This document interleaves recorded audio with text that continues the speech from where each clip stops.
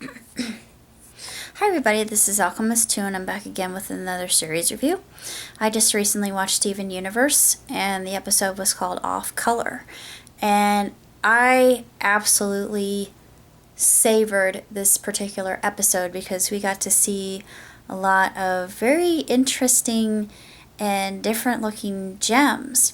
And we learned what the term off color actually means, which is very intriguing. And Lars actually stands up for himself and something rather devastating happens to him as well. I'm not going to say what it is, but in that moment, I have cried in Steven Universe before, and this was another moment where, yeah, I shed a tear. I will admit to that. I get emotional. I can't help it. But, I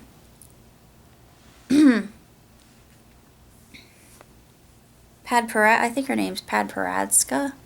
It had been a while since I had heard that term. I think that's a type of sapphire, if I'm not mistaken. It's actually a man-made sapphire, strangely enough.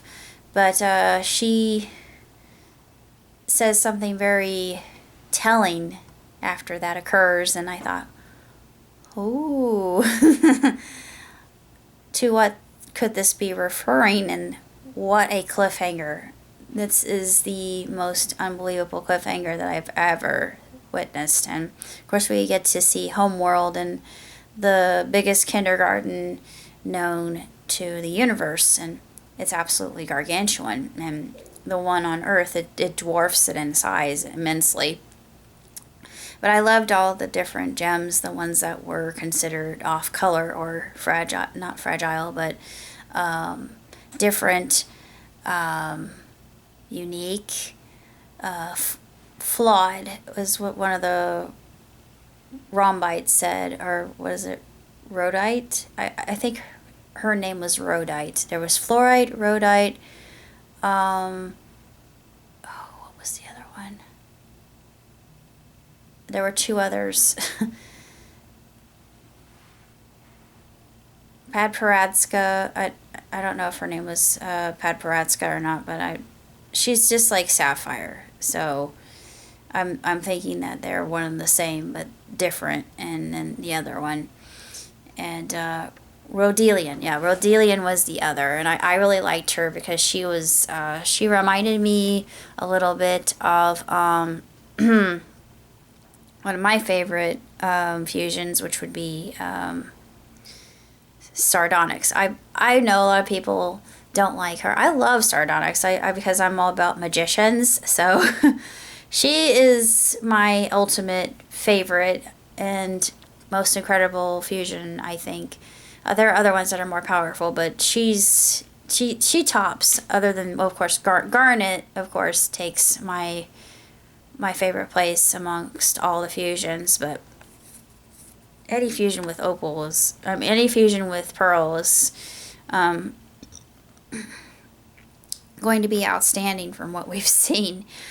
What more to say about this episode? I think that Lars finally redeemed himself, especially after what he did to Sadie. And, well, he had every reason to, but then again, I think he did what most of us would do if we were faced with a situation like that, which is save yourself, forget everybody else, and be selfish. Unfortunately, because a lot of us aren't really the altruistic types. We tend to be more internal, and that's one of the things I like about this show. It shows both the good aspects and bad aspects of humanity in and of itself, and it's very telling. It's very didactic in that way, and I like it for that reason.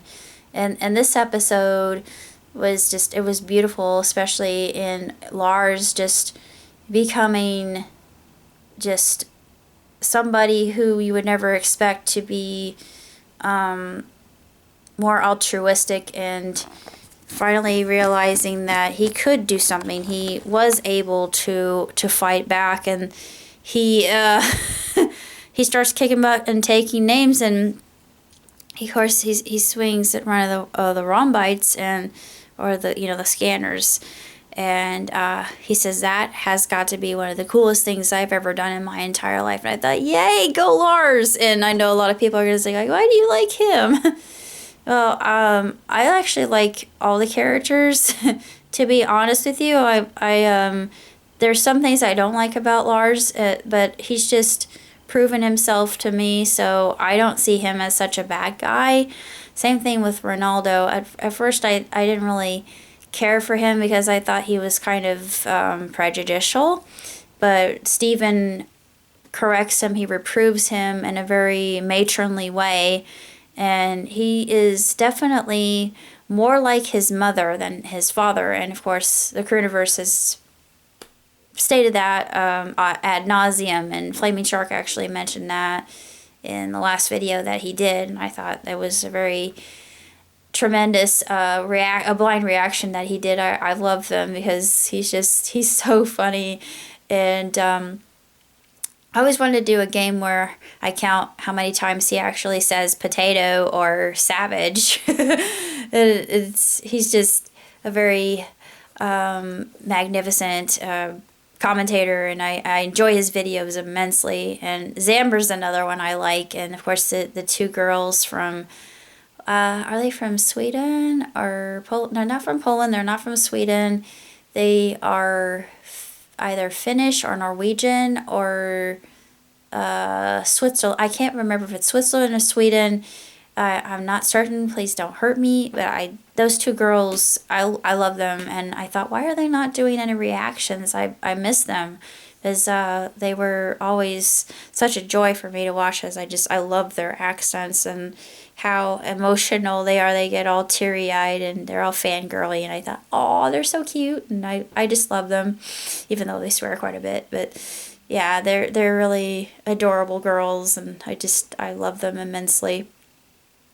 All the people that I've seen in the Crewniverse are just spectacular in their viewpoints, and even the theories that they have come out with, and some of them I never thought of. But I'm starting to think of Rose as or Steve as more of a messianic figure, especially with what happened in this episode. I won't say why or how, but yeah, I already knew, but this definitely proves that he's a messianic character due to the ability that he displays. But I won't go into that. But the cliffhanger to this episode, oh my dear Lord, I thought, holy moly, what now? But just gonna have to wait and see, aren't we? So that will be all, actually. I'm sorry I had to, but until next time, live long, prosper. Ciao, tutti.